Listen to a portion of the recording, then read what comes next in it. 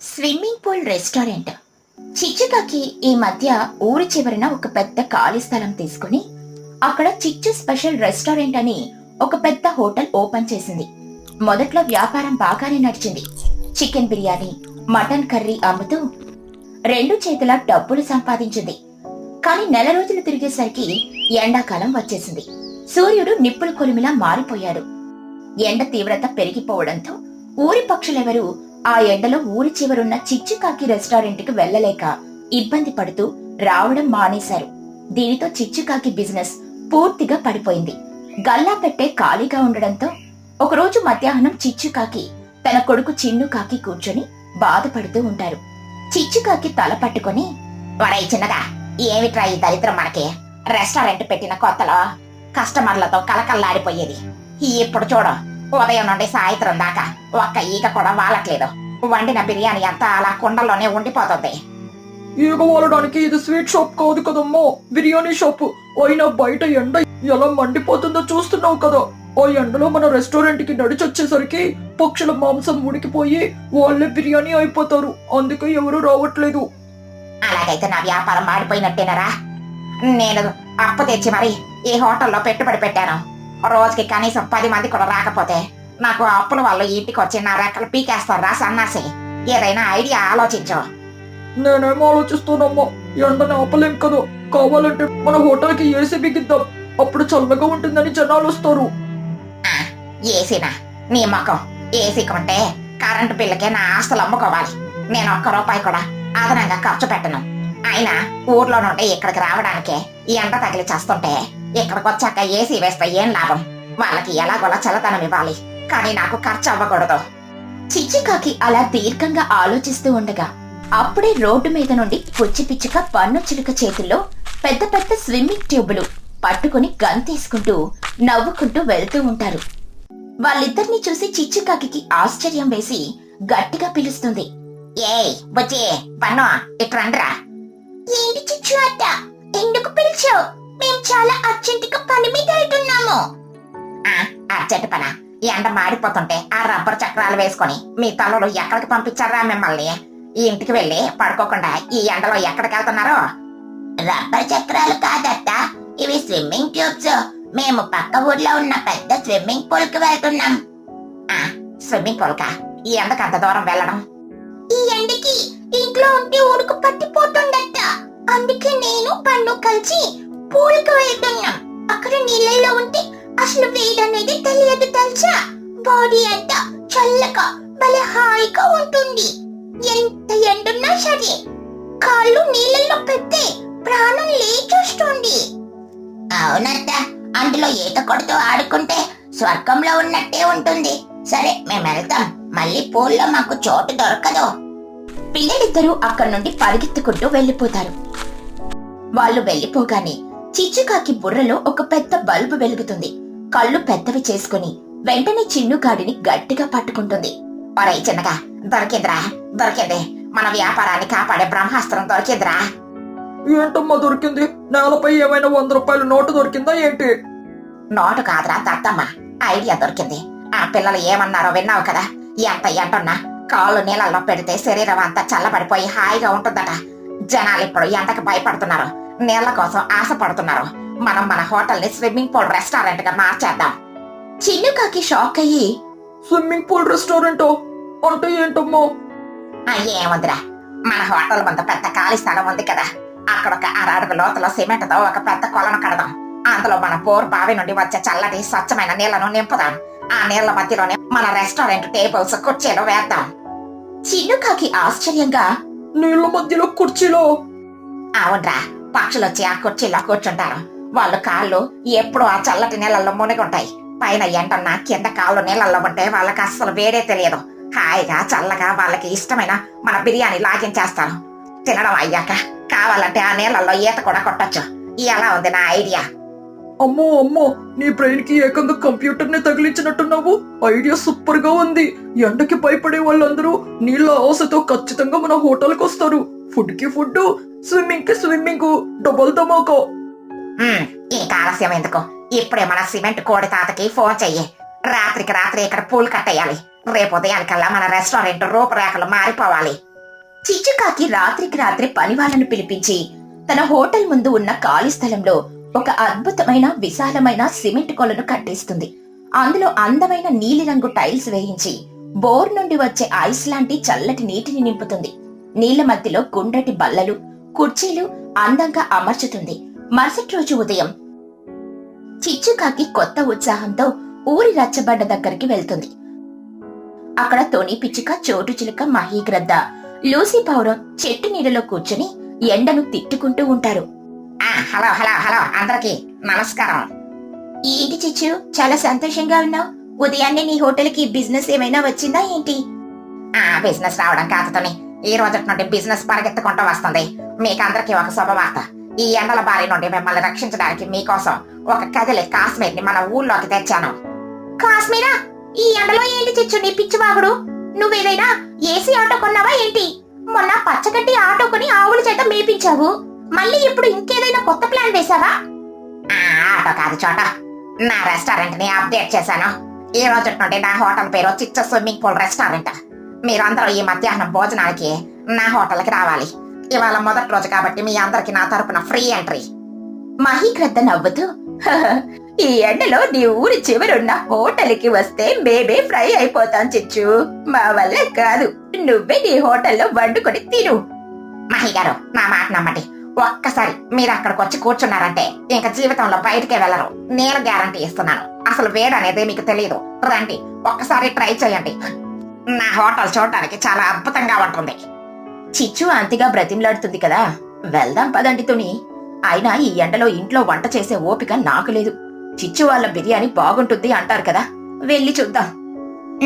సరేలే పదండి, అందరం వెళ్దాం. పిల్లల్ని కూడా తీసుకుందాం. మధ్యాహ్నం 1 గంట అవుతుంది. ఎండ మండిపోతూ ఉంటుంది. తుని పిచ్చుక, చోటు చిలుక, మహీగ్రద్ద, లూసీ పౌరం వాళ్ళ పిల్లలు బుజ్జి, పన్ను అందరూ కలిసి ఎండలో నడుచుకుంటూ చిచ్చుకాకి రెస్టారెంట్ కి చేరుకుంటారు. కాని వాళ్ళు రెస్టారెంట్ లోపలికి అడుగు పెట్టగానే వాళ్ళ కళ్ళు ఆశ్చర్యంతో పెద్దవవుతాయి. ఎదురుగా ఒక పెద్ద అందమైన నీలిరంగు నీటి కొలనుంటుంది. ఆ నీళ్ల మధ్యలో రౌండ్ టేబుల్స్, కుర్చీలు ఉంటాయి. బుజ్జి పిచ్చుక ఆనందంతో అరుస్తూ, వావ్ అమ్మ చూడు, ఇది అసలు రెస్టారెంట్ లాగా లేదు, పెద్ద వాటర్ పార్క్ లాగా ఉంది. సూపర్, నేను ఇప్పుడే నీళ్ళలోకి దూకేస్తాను. చిచ్చుకాకి చేతులు కట్టుకుని నవ్వుతూ, రండి రండి అతిథి దేవుళ్ళారా, స్వాగతం సుస్వాగతం. వెళ్ళండి, వెళ్ళి ఆ నీళ్ల మధ్యలో ఉన్న కుర్చీలలో కూర్చోండి. మీ బాధలన్నీ తీరిపోతాయి. నిజంగానే ఇది అద్భుతం చిచ్చు. రెస్టారెంట్ ని ఇలా నీళ్ళల్లో పెట్టాలన్న ఆలోచన నీకెలా వచ్చింది? ఏది ఏమైనా ముందు నీళ్ళలోకి వెళ్దాం పదండి, నా కాళ్ళు కాలిపోతున్నాయి. అందరూ మెల్లగా ఆ పూల్లోకి దిగుతారు. చల్లటి స్వచ్ఛమైన నీరు వాళ్ళ మోకాళ్ళ వరకు వస్తుంది. ఆ నీళ్లు తగలగానే వాళ్ళ శరీరంలో ఉన్న వేడంతా ఒక్కసారిగా మాయమైపోయి అంతులేని హాయి కలుగుతుంది. వాళ్ళు ఆనందంగా వెళ్లి టేబుల్స్ దగ్గర కుర్చీల్లో కూర్చుంటారు. పైన చిన్న పందిరి ఉండడం వల్ల ఎండ డైరెక్ట్ గా పడదు. కింద కాళ్ళు చల్లటి నీళ్లలో ఉంటాయి. చోటు చిలుక కళ్ళు మూసుకుని ఆనందిస్తూ, అబ్బా ఎంత హాయిగా ఉందని, కింద నీళ్లు తగులుతుంటే నా అలసటంతా ఎక్కడికో పోయింది. అసలు ఇది భూలోకం లాగా లేదు, స్వర్గం లాగా ఉంది. అవును చోటు, ఇక్కడ కూర్చుంటే ఎండ ఉన్నట్టే లేదు. కాళ్ళు చల్లటి నీళ్లలో ఉంటే బాడీ అంతా కూల్ గా ఉంది. చిచ్చు, నిజంగా నీ ఐడియాకి ఒక దండం పెట్టాలి. నువ్వు ఒక జీనియస్వి. చిచ్చుకాకి గర్వంగా, ఏమనుకున్నారు మరి? నా తెలివితేటలు ఐన్స్టీన్స్ తాత లాంటివి. సరే, ముందు మీరు ఏం తింటారో చెప్పండి. మా దగ్గర చికెన్ దమ్ బిర్యానీ, రొయ్యల ఫ్రై, మటన్ రోస్ట్ అన్ని వేడి వేడిగా రెడీగా ఉన్నాయి. నాకొక చికెన్ బిర్యానీ తీసుకురా చిచ్చు. ఇలా చల్లటి నీళ్ళలో కూర్చుని వేడి వేడి బిర్యానీ తింటుంటే వచ్చే కిక్కే వేరు. నాకొక ఫిష్ ఫ్రై, 2 రోటీలు తీసుకొనిరా చిచ్చు. పిల్లలకి వాళ్ళకి నచ్చింది తీసుకురా. ఆర్డర్ నోటాను. చిన్న పదరా, అందరికి వేడి వేడిగా ప్లేట్లలో తీసుకొనిరా. చిన్నుకాకి వేడివేడిగా గుమగుమలాడే బిర్యానీ, కర్రీలను తీసుకొనొచ్చి అందరి టేబుల్స్ మీద పెడతాడు. కింద కాళ్ళు చల్లటి నీళ్లలో ఉంచుతూ నోట్లో వేడివేడి బిర్యానీ ముద్దలు పెడుతుంటే ఆ పక్షులకి కలుగుతున్న ఆనందం మాటల్లో చెప్పలేనిది. పుచ్చిపుచ్చిక చికెన్ ముక్క తింటూ కాళ్లతో నీళ్లు కొడుతూ, పన్ను నాకైతే ఇక్కడ నుండి వెళ్ళాలని అనిపించట్లేట్రా. భోజనం అయ్యాక మనం ఈ పూల్లోని కొద్దిసేపు ఈత కొడతాం, సరేనా? పక్కా బుజ్జి. అత్త, భోజనం అయ్యాక మేము స్విమ్మింగ్ చెయ్యొచ్చా? దానికి అదనంగా డబ్బులు ఇవ్వాలా ఏమిటి? చిచ్చుకాకి నవ్వుతూ, లేదర్రా, ఎవరైతే నా రెస్టారెంట్ లో భోజనం చేస్తారో వాళ్ళకి భోజనం చేసినంత సేపు స్విమ్మింగ్ పూల్ ఫ్రీ. కావాలంటే తినేసి హాయిగా ఈత కొట్టి వెళ్ళండి. ఫ్రీనా? చిచ్చుకాకి నోట ఫ్రీ అనే మాట వస్తుందంటే ఈ నీళ్ల ఎఫెక్ట్ గట్టిగానే ఉంది. ఏది ఏమైనా చిచ్చు, నీ కర్రీ టేస్ట్ అద్భుతంగా ఉంది. ఇలాంటి వాతావరణంలో తింటుంటే ఫుడ్ టేస్ట్ కూడా డబల్ అయినట్టు అనిపిస్తుంది. కానీ చిచ్చు, ఒక చిన్న డౌట్. నీళ్ళల్లో టేబుల్స్ వేసావు కదా, ఎవరైనా ప్రమాదవశాత్తు ఆ కంచాలు నీళ్ళల్లో పడేస్తే నీళ్ళన్నీ మురికిగా అయిపోతాయి కదా. చిచ్చుకాకి స్టైల్ గా దానికి కూడా ఒక ప్లాన్ వేసాను చోట. టేబుల్స్ అన్ని నీళ్ల మట్టం కట్టి చాలా ఎత్తులో ఉంటాయి. అంతేకాదు కింద నీళ్లు ఎప్పటికప్పుడు ఫిల్టర్ అవుతూ ఉంటాయి. నా దగ్గర అన్ని పక్క ప్లానింగ్. మురికైతే నాలాంటి నీట్నెస్ ఫ్రీక్ తట్టుకోగలదా?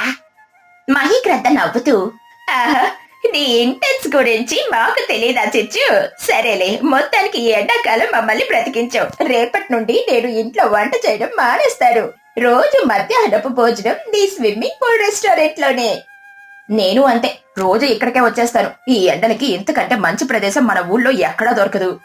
చిచ్చుకాకి సంతోషంతో గెంతేస్తూ, టేస్ట్ తెచ్చు. మీలాంటి కస్టమర్లు రోజు వస్తే ఈ పూల్ కి పైన ఒక పెద్ద టీవీ కూడా పెడతాను. మీరు తింటూ నీళ్ళల్లో ఆడుకుంటూ టీవీ చూడొచ్చు. కానీ ఒక చిన్న కండిషన్. తుని పిచ్చుక నవ్వుతూ, అదిగో అసలు బుద్ధి బయటపడింది. ఏంటా కండిషన్? ఇవాళ మొదటి రోజు కాబట్టి ఎంట్రీ ఫ్రీగా ఇచ్చాను. రేపటి నుండి మాత్రం భోజనం బిల్లుతో పాటు పూల్లో కూర్చున్నందుకు పూల్ మెయింటెనెన్స్ ఛార్జ్ కింద 10 రూపాయలు ఎక్స్ట్రా ఇవ్వాలి. మరీ 5 రూపాయలు తీసుకొచ్చిచ్చు. ఎందుకు 10 రూపాయలు? బేరాలు లేవు బాబోయ్. 10 రూపాయలు ఇస్తేనే ఈ చల్లదనం, లేకపోతే ఎండలో ఉడికిపోవడమే. మీరే ఆలోచించుకోండి. సరేలే చిచ్చు, ఆ 10 రూపాయలు ఏదో ఇస్తాంలే గాని ఈ చల్లదనం ముందు ఆ 10 రూపాయలు లెక్కే కాదు. ఇవాళ మమ్మల్ని చాలా బాగా చూసుకున్నావు. ఇదిగో ఇవాళ భోజనం బిల్లు.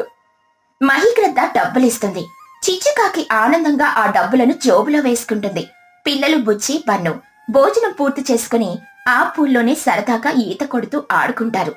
ఆ విధంగా చిచ్చుకాకి తన అద్భుతమైన ఐడియాతో ఎండాకాలాన్ని తనకు అనుకూలంగా మార్చుకుని స్విమ్మింగ్ పూల్ రెస్టారెంట్ ని సూపర్ హిట్ చేస్తుంది. వర్షంలో చెట్టు ఇల్లు. పిచ్చుక చాలా పేదరాలు. తను రోజు ఏదో ఒక కూలీ పని చేస్తే కాని ఇల్లు గడవదు. వాళ్ళిద్దరూ కలిసి చిచ్చుకాకి ఇంట్లో అద్దెకుంటారు. తుడి పిచ్చుకకి ఊరి చివరన ఒక చిన్న స్థలం ఉంటుంది. కాని ఆ స్థలం మధ్యలో ఒక చాలా పెద్ద విశాలమైన చెట్టుంటుంది.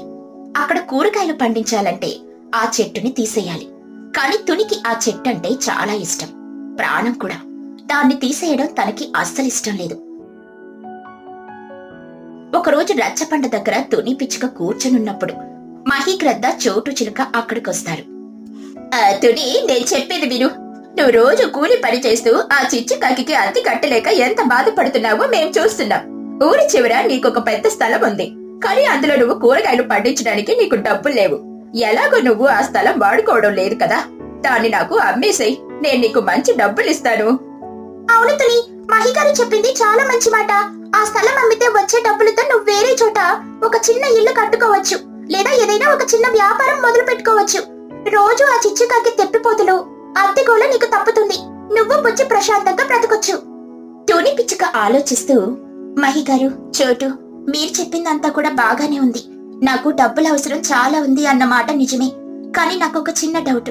ఒకవేళ మీరు ఆ స్థలాన్ని కొన్న తర్వాత అందులో మధ్యలో ఉన్న ఆ పెద్ద చెట్టును ఏం చేస్తారు? దాన్ని అలాగే ఉంచుతారా లేక తీసేస్తారా?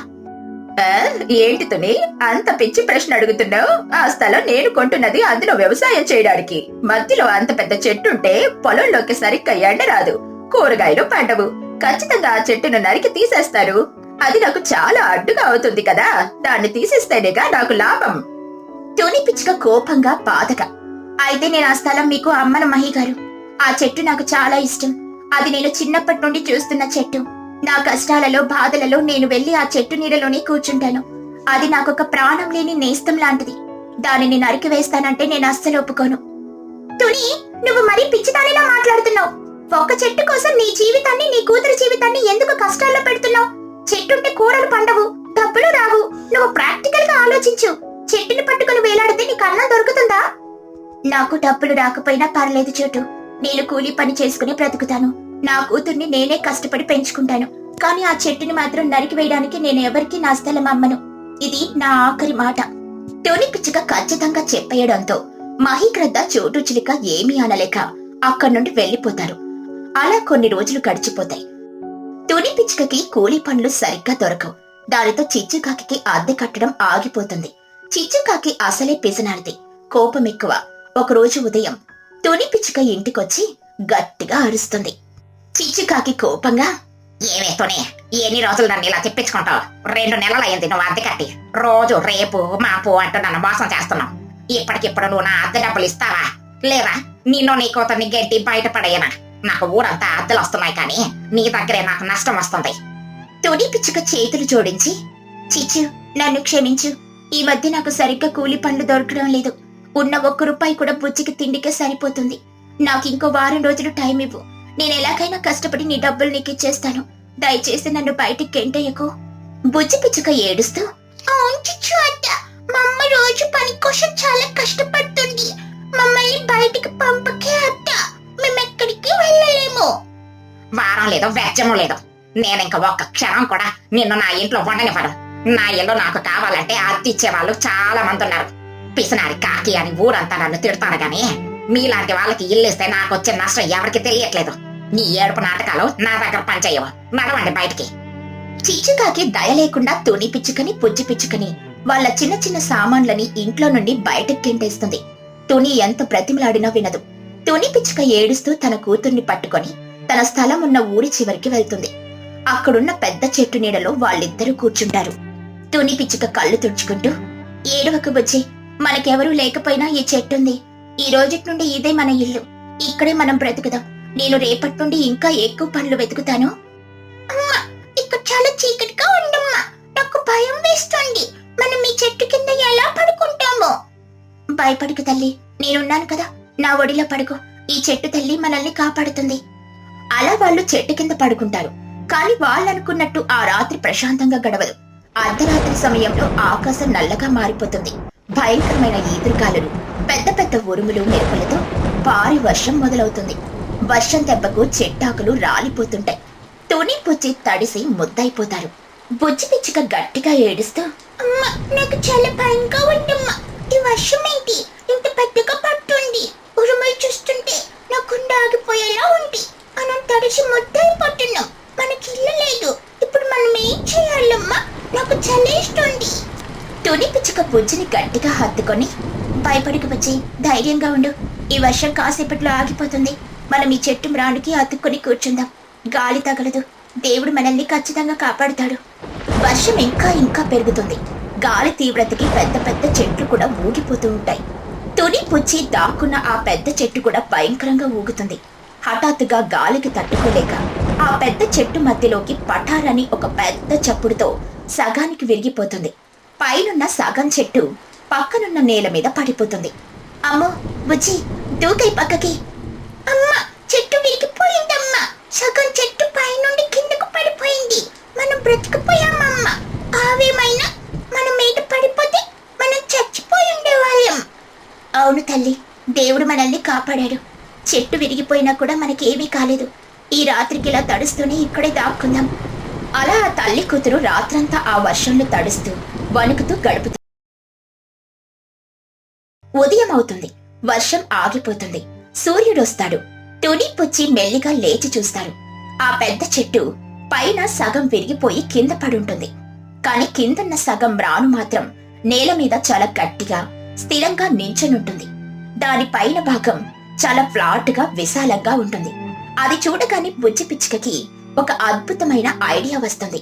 అమ్మా చూడు, ఆ చెట్టు సగం వరకు విరిగిపోయింది కదా, కానీ కిందున్న సగానికి మ్రాను చాలా పెద్దగా విశాలంగా ఫ్లాట్ గా ఉంది.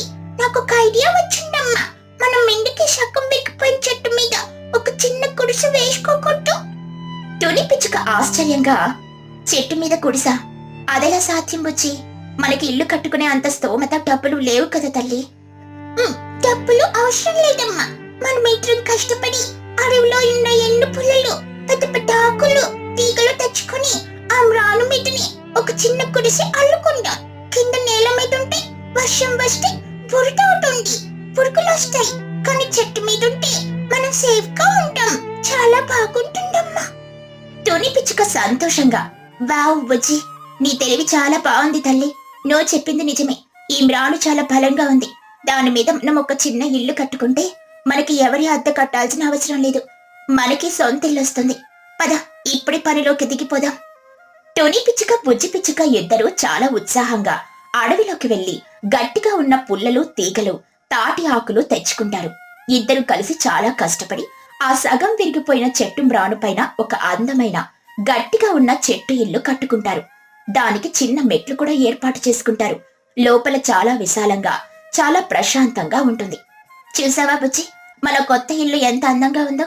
ఇక పైన మనల్ని ఎవరు బయటికి కెంటేస్తారన్న భయం లేదు. ఈ చెట్టు చివరి దాకా మనల్ని ఆదుకుంటుంది. అవునమ్మా, నాకు ఈ ఇల్లు చాలా నచ్చింది.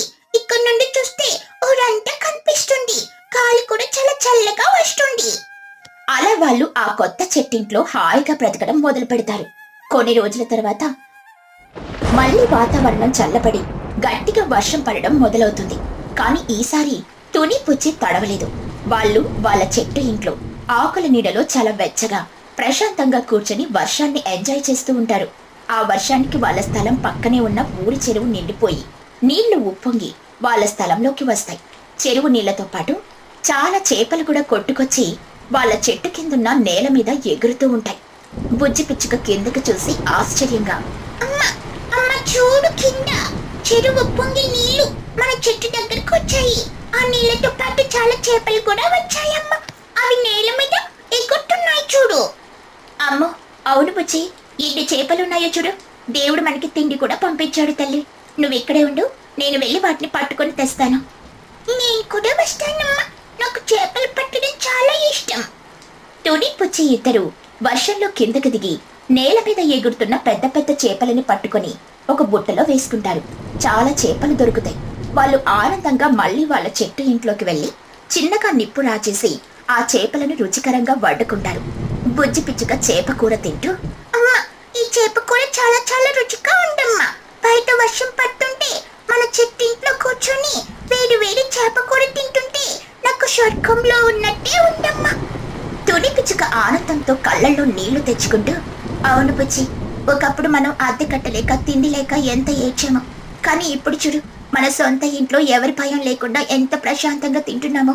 మనం నమ్మిన ఈ చెట్టే మనకి ఆశ్రయం ఇచ్చింది. ఆ ప్రకృతి మనకి ఆహారం ఇచ్చింది. మనకింతకంటే ఏం కావాలి తల్లి? అవునమ్మా, చిచ్చు అట్ట మనల్ని బయటికి కంటేసిందన్న బాధ నాకిప్పుడు పూర్తిగా పోయింది. ఇది మన సొంత వర్షంలో చెట్టిల్లు. నిజమే పుచ్చి, మనం ఇంకా ఎప్పటికీ ఈ చెట్టింట్లోనే ఆనందంగా బ్రతుకుదాం. అలా తుని పిచ్చుక పుచ్చి పిచ్చుక ఆ వర్షంలో వాళ్ళ కొత్త చెట్టు ఇంట్లో కూర్చొని వేడివేడి చేపల్ని తింటూ కష్టాలను అధిగమించి వచ్చిన వాళ్ళ కొత్త జీవితాన్ని చాలా ఆనందంగా ఎంజాయ్ చేస్తారు. ఆ సగం విరిగిన చెట్టే వాళ్ళకి ఒక అందమైన ప్రపంచంగా మారిపోతుంది.